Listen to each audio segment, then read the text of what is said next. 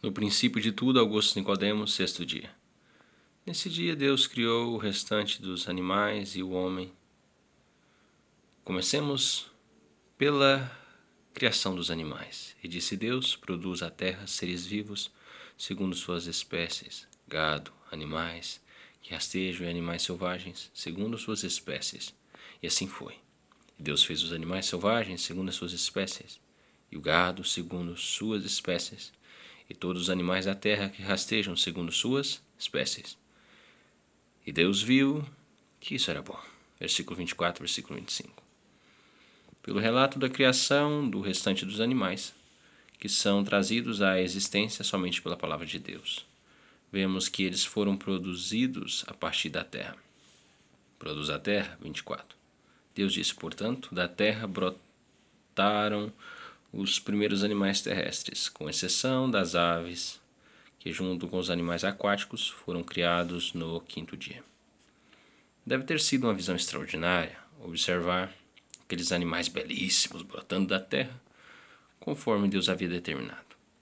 Não temos ideia de como isso aconteceu, mas é certo que há essa ligação da vida animal com a terra. Deus os cria pela sua palavra, produzidos a partir da terra, assim como as plantas também foram criadas da terra no terceiro dia. Deus cria a vida animal com grande variedade e os chama de seres vivos. Essa classificação dos seres vivos que encontramos no versículo 24 foi feita a partir da observação de Moisés, um simples pastor nômade do Antigo Oriente, que não conhecia todas as espécies, sendo assim ele descreve segundo aquilo que conhece. Então, ele chama o primeiro grupo de animais terrestres de gado ou de animais domésticos, Ara, pois provavelmente se refere a ovelhas, cabras, bois, incluindo cavalos, camelos e também cães. Interessante que o gato nunca é mencionado na Bíblia, talvez porque fosse uma das divindades do Egito. Os egípcios adoravam o gato, era um animal sagrado para eles. Talvez por isso ele não tenha sido mencionado nesse relato. Mas, de qualquer forma, também não se mencionou o cachorro, pois o argumento usado é meramente ilustrativo. Não pode ser levado a ferro e fogo. Entretanto, são animais domésticos aqueles que coabitam com o homem, que o servem de maneira próxima. Depois o texto menciona os animais que rastejam. Nesse grupo encontram-se os répteis, ou seja, lagartixa, lagartos, lagartixas, cobras, jacarés e tartarugas, por exemplo. É muito grande a variedade. O conhecimento de Moisés era limitado e equivalente ao conhecimento de um pastor nômade que vivesse naquela região. Assim, a descrição que ele faz da criação pode parecer limitada porque está restrita ao que Moisés conhecia dos animais. Assim também aos animais selvagens, alguns carnívoros como leões, leopardos e outros são não carnívoros, como veados, corças, gazelas, que eram tão populares naquela região.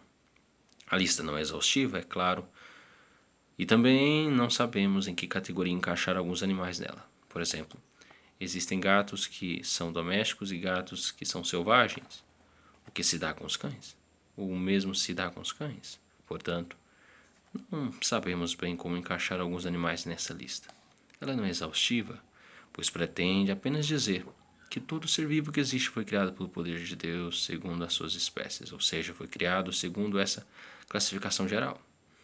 Dentro dessa taxonomia antiga e oriental de animais selvagens, animais domésticos e animais que se arrastam.